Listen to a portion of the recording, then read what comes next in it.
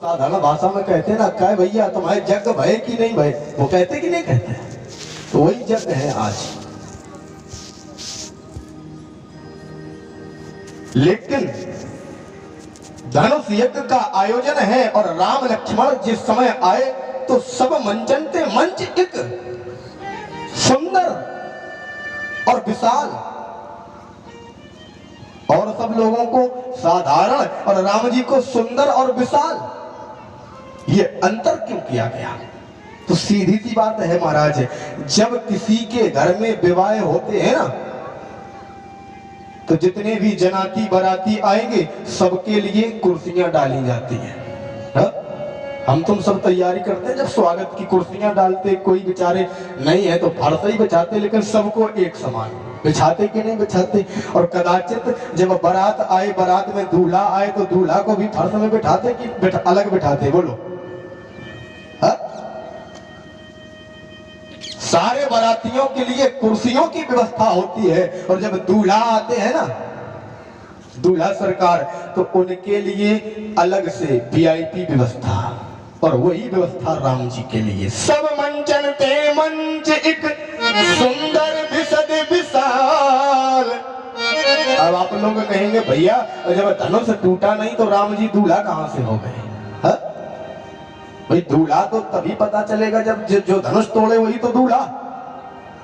लेकिन तुलसीदास जी लिख रहे हैं कि धनुष यज्ञ सुने रघुकुल नाथा, और चले हरस मुनि वर के साथा। पहले ही बता दिया है बाबा जी ने, वर कौन, दूल्हा कौन, वर कौन? राम जी चले हरस मुनि वर के साथ। यहाँ पर मुनिवर के साथ राम जी नहीं है, बल्कि वर के साथ मुनि जा रहे हैं। चले हरस मुनि वर के साथ, राम जी ही वर है, राम जी ही दुल्हा है। और ये बात सत्य भी है, आगे पता चल जाएगा। राम जी ही है वर और बाकी सब वो नहीं बोलेंगे। बोलिए वृंदावन बिहारी लाल की।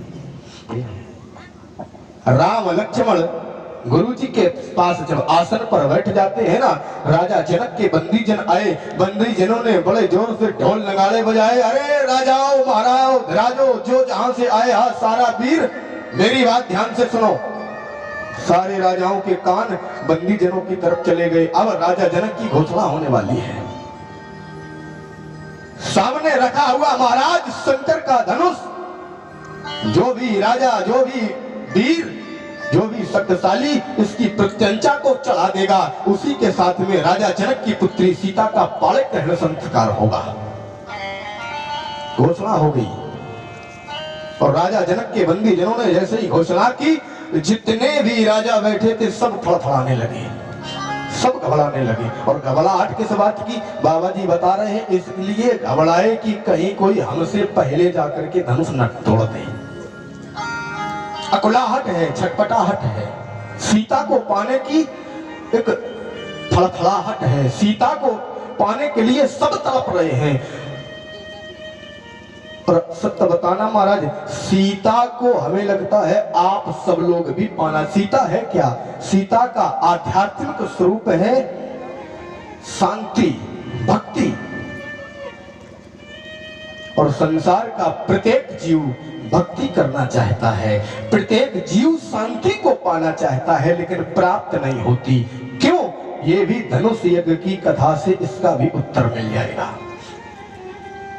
बंदी जनों का आदेश हुआ, घोषणा हुई, राजा जनक के रणांगण में बैठे हुए सारे राजा एकदम से खड़े हुए, और करते क्या है? ये परिकर बांध उठे अकुलाई।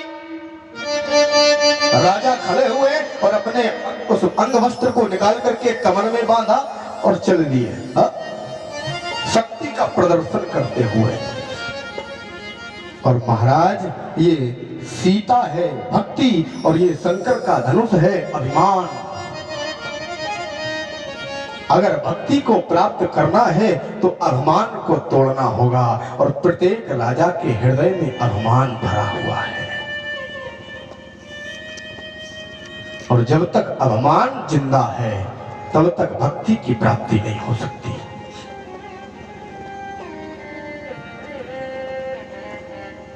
तमक ताक तक शिवधन धर ही खड़े होते हैं, धनुष की ओर देखते हैं, भाग पड़ते हैं। और महाराज जब एक राजा धनुष की ओर भागता है तो जितने राजा बैठे हैं सब हाथ जोड़ लेते हैं,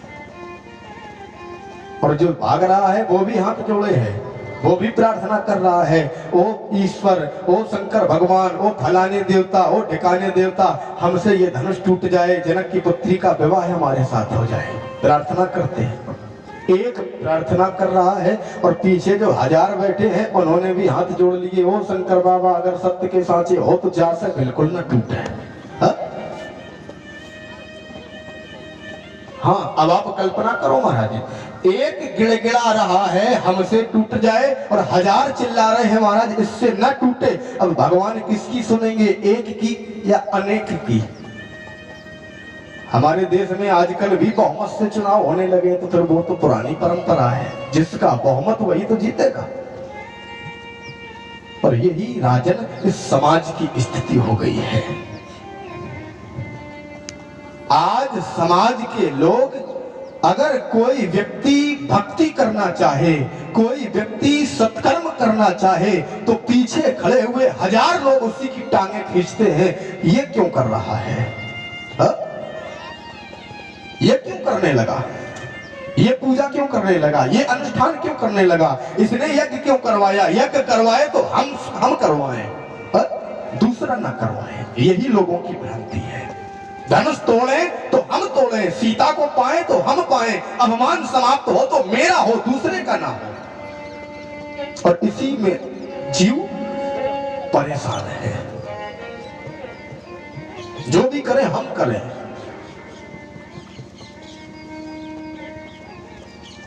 बेचारा गया धनुष तोड़ना तो बहुत दूर, हिला भी नहीं पाए, निराश होकर के वापस आ गया। दूसरा उठा, अंततो गत्वा भूप सहस 10 एक ही बारा, लगे उठावन टरई न टारा। इस शब्द पर भी कई बार लोग चर्चा करते हैं, महाराज इतने छोटे से धनुष में भूप 10,000 राजा एक बार में लग गए।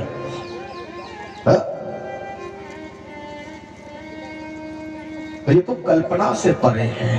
कई बार लोग तर्क देते हैं, महाराज शास्त्र की बात है, और शास्त्र की बात कई बार विद्वान समझाते हैं कि जिस प्रकार गौमुख से गंगा निकली है, गौमुख तो इतना सा है, जहां से गंगा निकली है ना, उत्तराखंड में जाकर के देखो, जिस स्थान से गंगा का प्राकट्य है वो देखने में बहुत छोटा स्थान है, एक छोटी सी गुफा है। और इतनी सी गुफा में जब इतनी विशाल गंगा निकल सकती है तो क्या उस धनुष में 1000 राजा नहीं लग सकते? ये विद्वान लोग तर्क देते हैं। लेकिन मैं व्यासपीठ से निवेदन करता हूं, ये तर्क नहीं है बल्कि ये थोपी हुई बात है।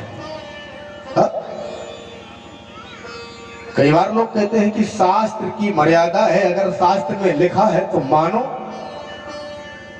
लेकिन मैं बार बार कहता हूं, महाराज रामचरितमानस में जितनी भी संख्याएं हैं वो गणितात्मक कम है, प्रतीकात्मक ज्यादा है। स्पष्ट रामचरितमानस में वर्णन है कि जितनी बार जितने राजा लगते हैं उतनी बार उतना ही ये धनुष बढ़ जाता है और भारी हो जाता, अधिक अधिक गरुआए। स्पष्ट लिखा है रामचरितमानस में। एक राजा गया, उसने अपनी शक्ति लगाई, इस धनुष ने उसी की शक्ति अपने में खींच ली। अब बताइए जब दूसरे की शक्ति आएगी तो वो बढ़ेगा कि घटेगा?